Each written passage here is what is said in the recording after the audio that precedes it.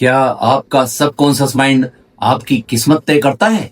Hypnotherapy का सबसे बड़ा रहस्य। नमस्कार दोस्तों, मैं हूं डॉक्टर आर.वी. गुप्ता। आज मैं आपसे एक ऐसा सवाल पूछने जा रहा हूं जिसका जवाब शायद आपकी पूरी जिंदगी ही बदल सकता है। क्या आपने कभी सोचा है, क्योंकि एक ही परिवार में पले बढ़े दो लोगों की जिंदगी बिल्कुल अलग होती है। क्यों कोई व्यक्ति हर काम में सफल हो जाता है और कोई व्यक्ति बार बार मेहनत करने के बावजूद असफल हो जाता है? क्या यह केवल किस्मत है या फिर इसके पीछे आपका सबकॉन्शियस माइंड काम कर रहा होता है? आज की वीडियो में हम इसी रहस्य को समझेंगे। कॉन्शियस माइंड और सबकॉन्शियस माइंड में क्या अंतर है, ये हम समझते हैं। हमारे माइंड के दो भाग होते हैं। पहला है कॉन्शियस माइंड, जिससे आप अभी मेरी बात सुन रहे हैं, सोच रहे हैं, निर्णय ले रहे हैं। लेकिन दूसरा भाग है सबकॉन्शियस माइंड।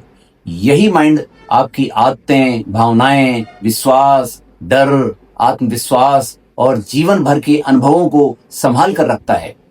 आपका दिल धड़कना, साइकिल चलाना, गाड़ी चलाना, चलना, लिखना, ये सब कॉन्शियस माइंड ही करवाता है।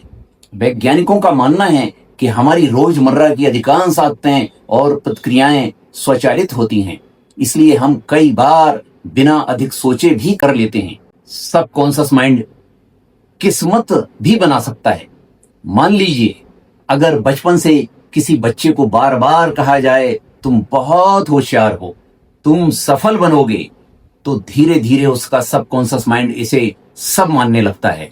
लेकिन अगर किसी बच्चे को हमेशा कहा जाए तुमसे कुछ नहीं होगा, तुम निकम्मे हो, तो यही बातें उसके सबकॉन्शियस माइंड में बैठ सकती हैं।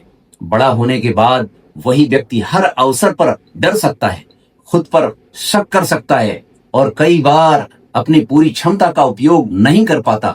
ध्यान रखिए, ये किस्मत नहीं बल्कि माइंड में बनी हुई प्रोग्रामिंग का प्रभाव भी हो सकता है। एक छोटा सा प्रयोग करके देखते हैं। अभी अपनी आंखें एक पल के लिए बंद कीजिए। कल्पना कीजिए, आपके हाथ में एक ताजा पीला नींबू है।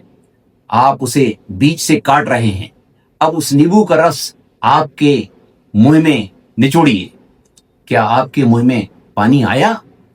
अगर आया तो सोचिए, नींबू तो वहां था ही नहीं, फिर भी आपके शरीर ने प्रतिक्रिया क्यों दी? क्योंकि सबकॉन्शियस माइंड कई बार कल्पना पर प्रतिक्रिया दे सकता है। इसी सिद्धांत का उपयोग विजुअलाइजेशन जैसी तकनीकों में किया जाता है। हिप्नोथेरेपी इसमें कैसे मदद कर सकती है? हिप्नोथेरेपी का उद्देश्य किसी पर नियंत्रण करना नहीं है।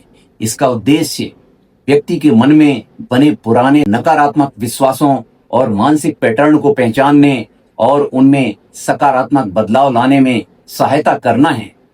जब व्यक्ति अपने बारे में बेहतर सोचने लगता है तो उसका आत्मविश्वास बढ़ सकता है, उसके निर्णय बदल सकते हैं, उसका व्यवहार बदल सकता है और यही बदलाव उसके जीवन की दिशा पर भी असर डाल सकता है।